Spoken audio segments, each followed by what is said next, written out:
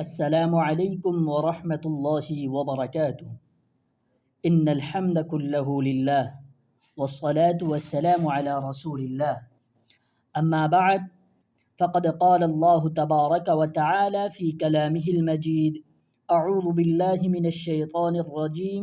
بسم الله الرحمن الرحيم. فصل لربك وانحر.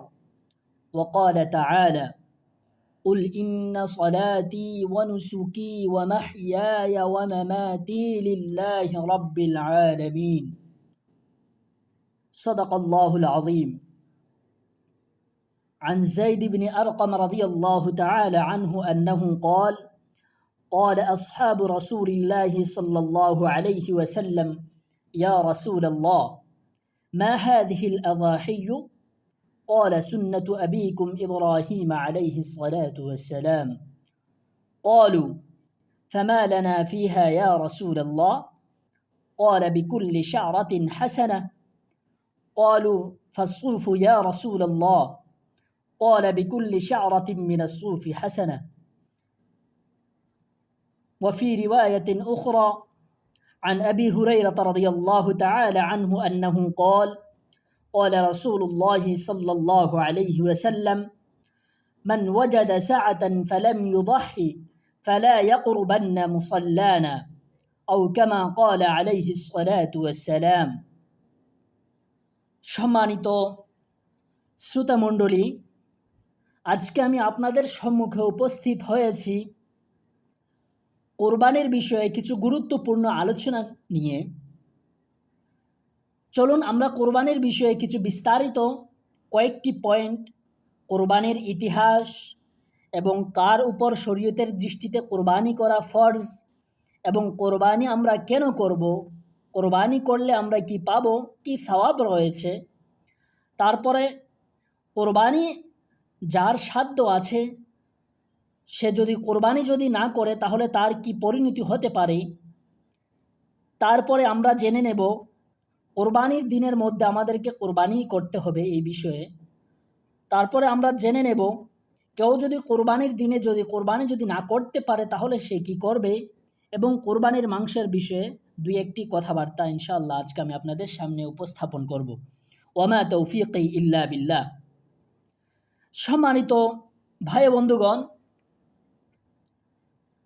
আমরা যেই প্রত্যেক বছর আমরা কোরবানি করি, এই কোরবানির ইতিহাস কি কম বেশি আমরা সকলেই এ ব্যাপারে আমরা অবগত আছি।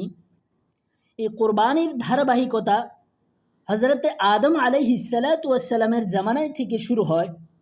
হজরত আদম আলাইহিসসালামের দুই পুত্রর কোরবানি করার পরে একজনের কোরবানি আল্লাহ পাক রব্বুল আলামিনের নিকট কবুল হয়েছিল এবং অপরজনের কবুল হয়নি। সেখান থেকে কোরবানি শুরু হয়। তবে হ্যাঁ, আমরা যে কোরবানি করছি সেটা হচ্ছে হজরত ইব্রাহিম আলাইহিসসালাতু ওয়াসসালামের সুন্নাত। যেমনিভাবে আমি আপনাদের সামনে ইবনে মাজাহ শরীফের একটি হাদিস পড়েছিলাম, তার অর্থ আমি একটু পরে বলবো। তার এক অংশ হচ্ছে, প্রিয় নবী সাল্লাল্লাহু আলাইহি ওয়াসাল্লাম বলেছেন, সুন্নাতু আবিকুম ইব্রাহিম আলাইহিসসালাতু ওয়াসসালাম। এই কোরবানি যেটা আমরা করি এটা হচ্ছে আমাদের সকলের পিতা হযরত ইব্রাহিম আলাইহিসসালাতু ওয়াসসালামের সুন্নাত। বোঝা গেল কোরবানির সংক্ষিপ্ত ইতিহাস আমি আপনাদের সামনে তুলে ধরেছি। বিস্তারিত বলার কোনো প্রয়োজন নেই, কারণ কম বেশি সকলেই কোরবানির ইতিহাস আপনারা জানেন। বোঝা গেল কোরবানি হলো হযরত ইব্রাহিম আলাইহিসসালাতু ওয়াসসালামের সুন্নাত। সম্মানিত ভাই বন্ধুগণ, এবার আসুন আমরা জেনে নেই ইসলামের দৃষ্টিতে কোরবানি কার উপর ফরজ, কোরবানি ফরজ হওয়ার ক্ষেত্রে কোন কোন শর্তাবলী রয়েছে। তাহলে আসুন আমরা জেনে নেই কার উপর কোরবানি করা ফরজ। যদি কোনো মানুষ আজাদ হয়, অর্থাৎ সে যদি স্বাধীন থাকে, সে যদি মুসলমান হয় এবং কোরবানির দিনগুলোর মধ্যে সে যদি কি হয় মুকিম, অর্থাৎ সে তার বাড়িঘরে থাকে, সেই সফরে কিংবা ভ্রমণে না থাকে। আরেকটি শর্ত হলো, চতুর্থ নম্বর, যে কোরবানির দিনের মধ্যে সেই ধনী সম্পত্তিশীল হতে হবে, সাহেব নিসাব হতে হবে। সাহেব নিসাব কি যদি কারো কাছে যদি শুধু স্বর্ণ আর স্বর্ণ থাকে, তাহলে 7.5 তোলা স্বর্ণ যার কাছে আছে, অথবা 52.5 তোলা রূপা যার কাছে আছে, অথবা স্বর্ণ রূপা মিলিয়ে যদি কারোর কাছে 52.5 তোলা রূপার দাম পর্যন্ত যদি পৌঁছায়, অথবা তার নগদ টাকা পয়সা আছে, সব কিছু মিলিয়ে যদি রূপার নিসাব যদি পরিপূর্ণ হয়, যার বর্তমান বাজার দাম হতে পারে 55 বা 60 হাজার এর কাছাকাছি। মোট কথা এই 4টি শর্তাবলী রয়েছে: স্বাধীন হওয়া, মুসলমান হওয়া, কোরবানির দিনগুলোতে ভ্রমণ অবস্থায় না থাকা বরং বাড়িঘরে থাকা, তারপরে হচ্ছে যদি কোরবানির দিনগুলোর মধ্যে যদি সাহেবি নিসাব অর্থাৎ শরীয়তের দৃষ্টিতে যদি সম্পত্তিশীল হয়, তাহলে একজন মানুষের উপর, একজন মুসলমানের উপর কোরবানি করা ফরজ।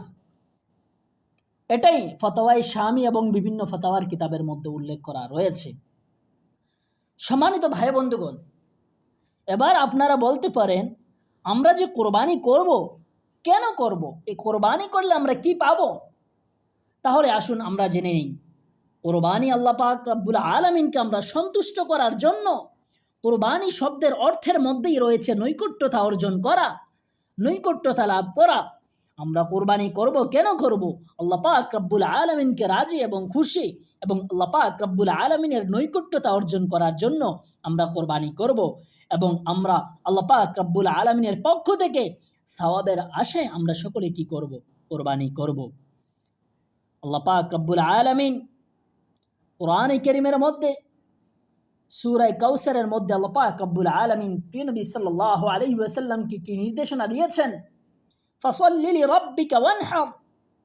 ওগো নবী মুহাম্মদ সাল্লাল্লাহু আলাইহি ওয়াসাল্লাম, আপনি আপনার রবের জন্য, আপনি আপনার প্রভুর জন্য আপনি নামাজ পড়ুন এবং কি করুন? আপনি কোরবানি করুন।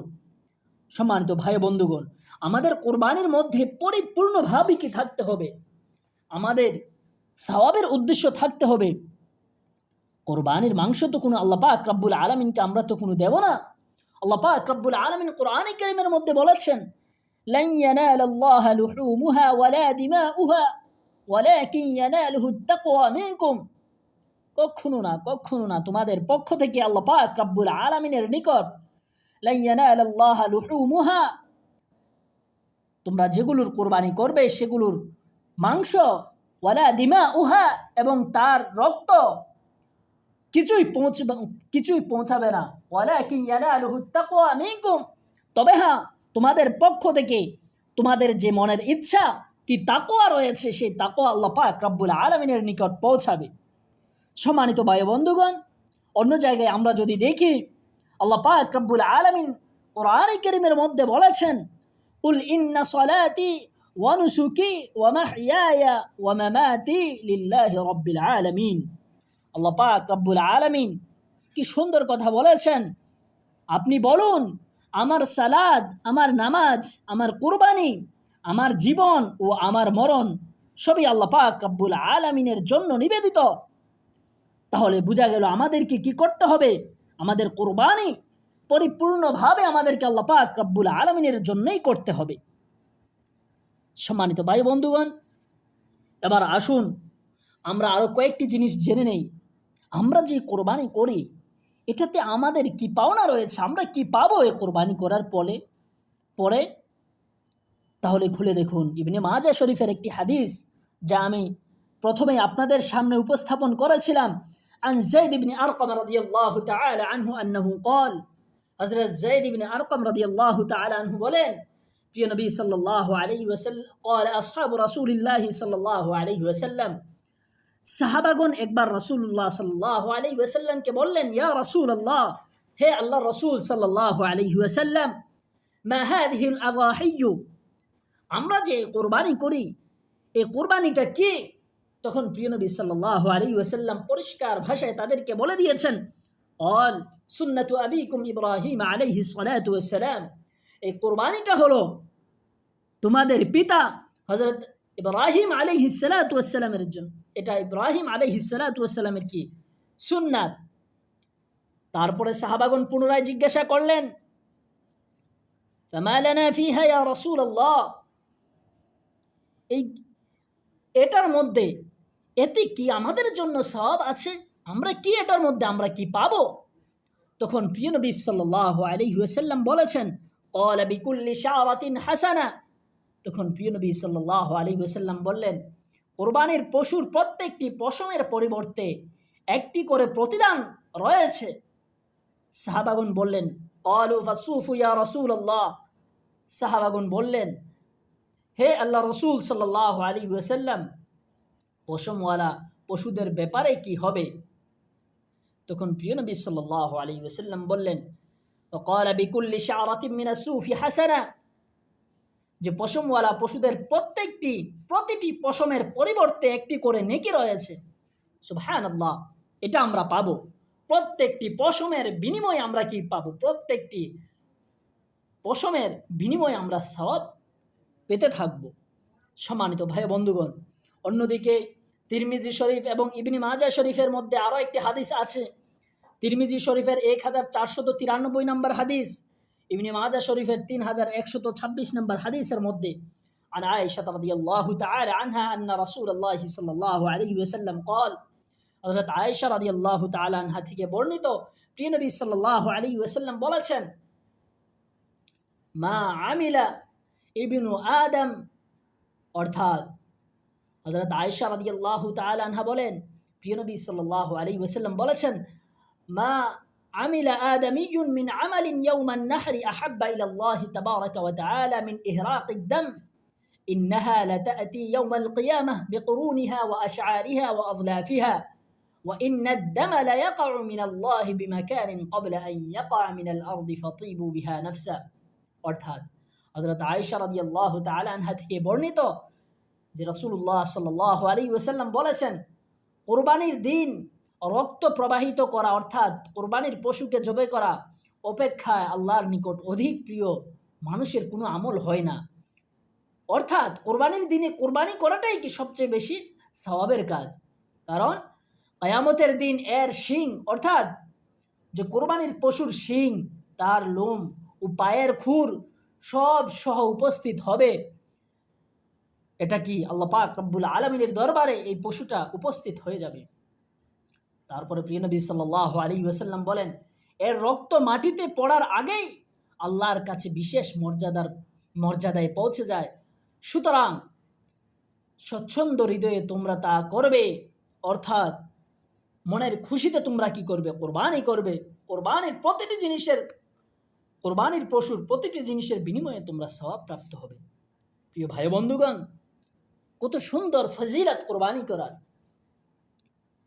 এবার আসুন আমরা জেনে নিই, শরীয়তের দৃষ্টিতে, ইসলামের দৃষ্টিতে যাদের উপর কোরবানি করা ফরজ, তারা যদি কোরবানি যদি না করে তাহলে কি হবে? তাহলে খুলে দেখুন মুসনাদে আহমদের 8273 নম্বর হাদিসের মধ্যে عن أبي هريرة رضي الله تعالى عنه أنه قال قال رسول الله صلى الله عليه وسلم من وجد سعة فلم يضحي فلا يقربن مصلانا।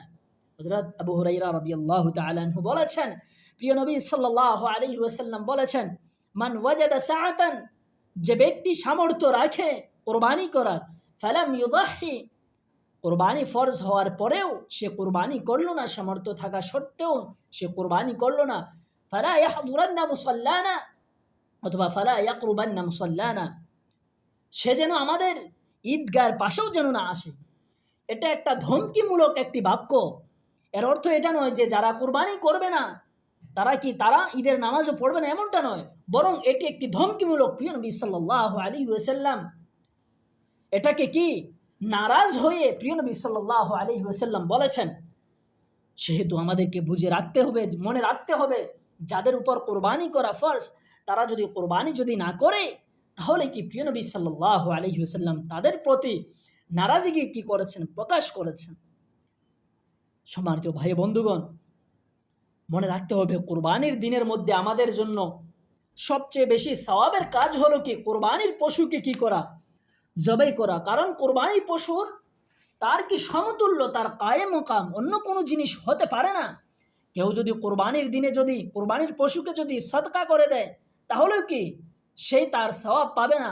কারণ কোরবানির দিনের মধ্যে আসল হলো কি কোরবানির পশুর কি রক্ত প্রবাহিত করা, অর্থাৎ আল্লাহর রাস্তায় সেটাকে জবাই করা, বাদায়ে সনায়ে ইত্যাদি কিতাবের মধ্যে এমনটাই লেখা আছে।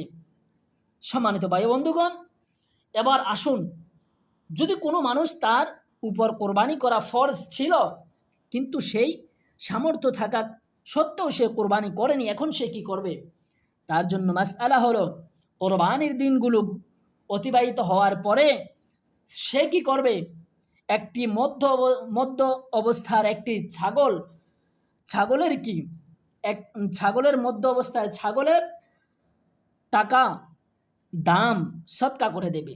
যদি কোনো মানুষের তার উপর যদি কোরবানি করা ফরজ ছিল, তা সত্ত্বেও সে কোরবানি করেনি, তাহলে কোরবানির দিনগুলো অতিবাহিত হওয়ার পরে সে মধ্য অবস্থার একটি কি ছাগল কি করবে? সে ছাগলের দাম সে কি করে দেবে? সৎকা করে দেবে। এটাই হচ্ছে মাসআলা। সম্মানিত ভাই বন্ধুগণ, আমরা যে কোরবানি করব, আমাদের এই কোরবানির মাংসকে কি করব? আমরা মুস্তাহাব হলো কোরবানির মাংসকে আমরা কি 3 ভাগে ভাগ করে নেব। এক ভাগ আমরা নিজেরাই কি করব? উপভোগ করব। অপর ভাগ আমাদের আত্মীয় স্বজন যারা আছেন তাদেরকে আমরা দেব। তারপরে 3 নম্বর ভাগ হচ্ছে আমাদের প্রতিবেশী যারা দরিদ্র যারা রয়েছে, গরিব রয়েছেন, তাদেরকে আমরা দেব। এটা হচ্ছে মুস্তাহাব। আল্লাহ পাক রব্বুল আলামিন কোরআনে কারীমের মধ্যে বলেছেন, ওয়াল বুদনা জাআলনাহা লাকুম মিন শাআইরিল্লাহ লাকুম ফিহা খায়র ফাযকুরু ইসমাল্লাহ আলাইহা সাওয়াফ فإذا وجبت جنوبها فكلوا منها وأطعموا القانع والمعتر كذلك سخرناها لكم لعلكم تشكرون। অর্থাৎ আল্লাহ পাক রব্বুল আলামিন বলেন, আর কোরবানির পশুকে আমি তোমাদের জন্য, কোরবানির উটকে, বুদন অর্থ হচ্ছে কি কোরবানির উটকে আমি তোমাদের জন্য নিদর্শন বানিয়েছি, অন্যতম একটি নিদর্শন বানিয়েছি তোমাদের জন্য, তাতে রয়েছে কল্যাণ। সুতরাং সারিবদ্ধভাবে দণ্ডায়মান অবস্থায় সেগুলির উপর আল্লাহর নাম উচ্চারণ করো, অর্থাৎ জবে করার সময় যখন সেগুলো কাত হয়ে পড়ে যায়, অর্থাৎ জবে করার পরে, তখন তা থেকে খাও, অর্থাৎ তোমরা নিজেরাও খাবে। যে অভাবী মানুষের কাছে হাত পাতে না এবং যে অভাবী চেয়ে বেড়ায় তাদেরকেও খেতে দাও, অর্থাৎ তোমরা কি করবে? অসহায় গরিব দুঃখী মানুষদেরকেও তোমরা কি করবে? খাওয়াবে। এভাবেই আমি এগুলোকে তোমাদের অনুগত করে দিয়েছি যাতে তোমরা কৃতজ্ঞতা প্রকাশ করো, যাতে তোমরা আমার কি করো? শুকরিয়া আদায় করো। সম্মানিত ভাই বন্ধুগণ, আসুন আমরা সকলে ইসলামের বিধিবিধানকে আমরা মানি। সর্বশেষে আমি একটি কথা বলবো, বিশেষ করে আমাদের ত্রিপুরা বিভিন্ন এলাকায় যারা আমরা কোরবানি করব, কোরবানির দিনে যখন আমরা কোরবানির পশুকে আমরা জবাই করব, তখন মনে রাখতে হবে আমাদের সমাজে বিভিন্ন ধর্মের মানুষরা বসবাস করেন। আমাদের কোরবানি করার কারণে তাদের জন্য কোনো অসুবিধা যেন না হয়, কারণ কোরবানির পশুর হাড্ডি বিভিন্ন তার ভিতরের অংশ যেগুলোকে খাওয়া যায় না, সেগুলোকে আমাদেরকে কি করতে হবে? মাটিতে পুঁতে দিতে হবে, যাতে করে আমাদের প্রতিবেশীদের যেন কোনো কষ্ট না হয়। কারণ ইসলাম কখনো কাউকে কষ্ট দেওয়া শেখায় না। সেহেতু আমাদেরকে মনে রাখতে হবে কোরবানি করার ক্ষেত্রে যেন আমাদের কোনো কাজের মাধ্যমে যেন কোনো মানুষ যেন কষ্ট না পায়। আসুন আমরা সকলে মিলে ইসলামের বিধিবিধানকে আমরা পরিপূর্ণভাবে পালন করি। আল্লাহ পাক রব্বুল আলামিন আমাদের সকলকে বেশি বেশি করে জানার থেকে আমাদেরকে বেশি বেশি করে আমল করার জন্য তৌফিক দান করুন। ওয়া মা আলাইনা ইল্লাল বালাগ। আসসালামু আলাইকুম ওয়া রাহমাতুল্লাহি ওয়া বারাকাতুহু।